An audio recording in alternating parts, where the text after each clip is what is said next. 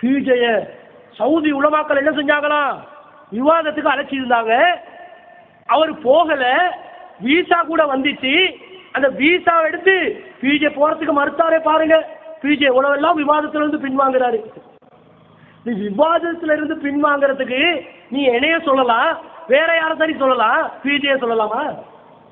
அந்த மனுஷங்க வாய பேரை சொல்றதுக்கு உனக்கு நாக்கு கூசல. அவர் எத்தனை விவாதங்களை சந்திச்சிருக்கிறாரு. சவுதி உலமாக்களுடன் நாங்கள் விவாதிப்பதற்கு தயார் பிஜே அறிவிச்சுதான் இருக்கிறாரு. கூப்பிடுங்க, யாரையும் கூப்பிடுங்க. நான் ஒரு சத்தியத்தை சொல்றேன், குர்ஆன் சொன்னால விளக்கத்தை சொல்றேன்.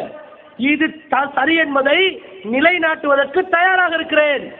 இந்த சவால் லோக்கலுக்கு தான், இன்டர்நேஷனலுக்கு தான். சவுதி உலமாக்களுக்கு வர சொல்லுங்க. ஆனா ஒரு நிபந்தனை. என்ன நிபந்தனை தெரியுமா? கண்டறிந்த புஸ்வானம் எல்லாம் வரக்கூடாது. அரசு அங்கீகாரம் பெற்ற முஃப்திமார்கள், பெரிய உலமாக்கள், பெரிய தலைகள் அரசாங்கத்துல அங்கீகாரத்தோட கடிதம் அனுப்பணும். செய்யறத ஒரே அடிக்கு மக்காக்கு வர எல்லாத்துக்கும் விளங்குறதுக்கே செய்வோம், பப்ளிக்காவே செய்வோம். வீசா கிடைச்சி இவர் போகலையா? இந்த பிஜே சம்பந்தமாக நான் சவுதி அரேபியாவில் 2002ஆம் ஆண்டு அங்கே வேலை செய்யும் போது சவுதி அரேபியாவின் முஃப்திக்கு நான் ஒரு கடிதம் அளித்தேன்.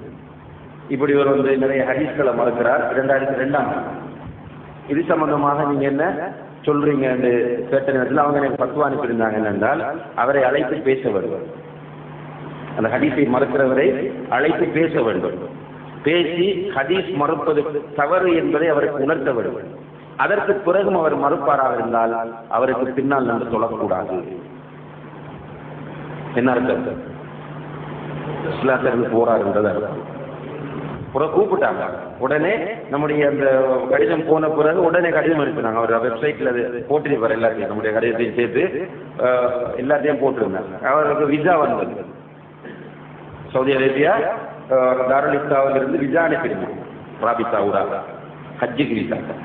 நீங்கள் ஜித்தா ஏர்போர்ட்டுக்கு வந்து இறங்குங்க, அதில் இறங்கினத்திலிருந்து உங்களை நாங்கள் ரிசீவ் பண்ணி உங்களுக்கு தேவையான எல்லா ஏற்பாடுகளையும் நாங்கள் செய்கிறோம்.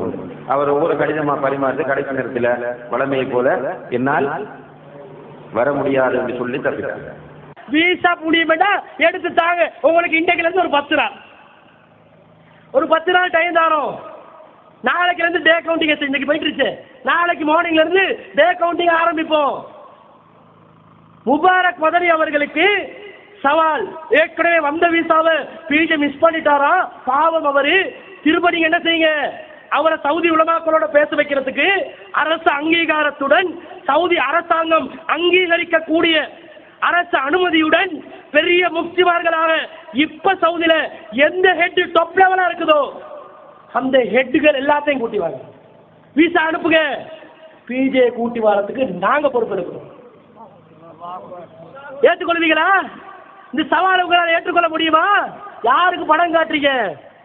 ஒண்ணுமோ வாட்ஸ்அப்ல சோசியல் மீடியால பரப்பினோடனே மக்கள் அப்படி கூடு கட்டுத்தனமா நம்புவாங்கன்னு நினைச்சு கொண்டு இருக்கிறீங்களா? நம்ப மாட்டாங்க. நீங்க எந்த ரூட்ல வந்தாலும் உங்களை பேஸ் பண்ண எங்களுக்கு தெரியும். சரி, அழைப்பு எடுங்க, விசாவை எடுங்க, நாங்க சொல்ல கடிதத்தை கொண்டு வாங்க, எல்லாத்தையும் பேசி முடிவு கட்டிடுங்க. சவுதி முஃப்திகளோட என்ன மேட்டர் இருக்குது? உங்களுக்கு தான் சவுதி முஃப்திமார்களை கண்டா நடுக்க வரும். எங்களுக்கு அசத்தியவாதி யாரை கண்டாலும் நடுக்க வராது. எங்களோட கொள்கையில நாங்கள் உறுதியா